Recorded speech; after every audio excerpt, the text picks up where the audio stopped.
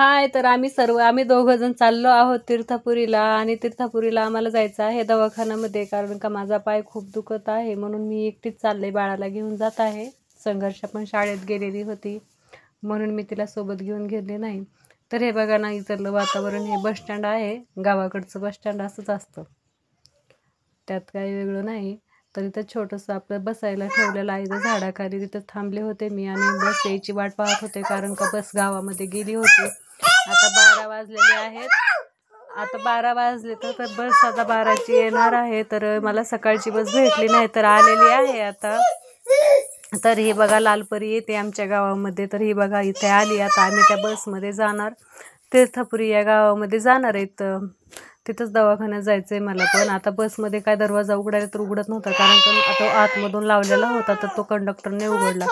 तर बसमध्ये पहिल्यांदा मीच चढले आणि पाहते तर बसमध्ये फक्त 2 ते 3च माणसं होते बसलेले आणि पूर्णतः बस रिकामी होती. तर मी त्यांच्या सीटावरती बसले, बाळाला पण घेऊन बसले. तो पण रडत होता, कारण का साईडला त्याला बसायचं आहे म्हणून. पण धक्के, रस्ते एवढे खराब आहेत ना, तर रस्त्यामध्ये खड्डे खुड्डे असल्यामुळे त्याच्या डोक्याला लागल म्हणून मी त्याला जबरदस्तीने माझ्या मांडीवरच बसवलं होतं. तर हे बाहेरचं वातावरण बघा कसं दिसत आहे. तर यात जातात आम्ही आता बसमध्ये जायला आम्हाला अर्धा तास लागेल दवाखान्यामध्ये. तोपर्यंत हे वातावरण बघा तुम्ही कसं दिसतंय कसं नाही ते.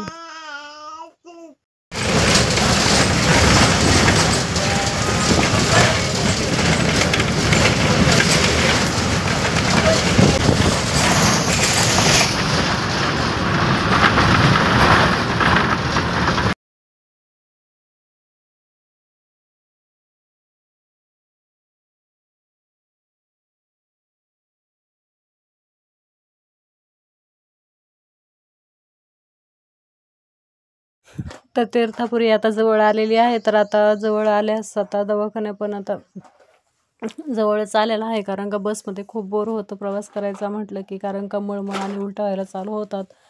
तर मी येते आता उतरलेली आहे आणि चालत जात आहे दवाखान्यामध्ये, कारण का दवाखाना बस थांबते तिथून 5 मिनिटाच्या अंतरावर आहे. तिथून मला चालतच जावं लागतं, कारण का हे दवाखाना रोडच्या एकदम आतमध्ये असल्यामुळे दुसरे वाहनं इकडं कोणते चालू नसतात, फक्त बसच आहे आम्हाला इकडे. रिक्षा वगैरे काही एमर्जन्सी वाहन आम्हाला नाही, तर स्वतःचं काय असलं तरच आहे. तर बसशिवाय आम्हाला दुसरं काही नाही ते येण्यासाठी. तर चला, तर मग आता मी चालत जात आहे दवाखान्यामध्ये.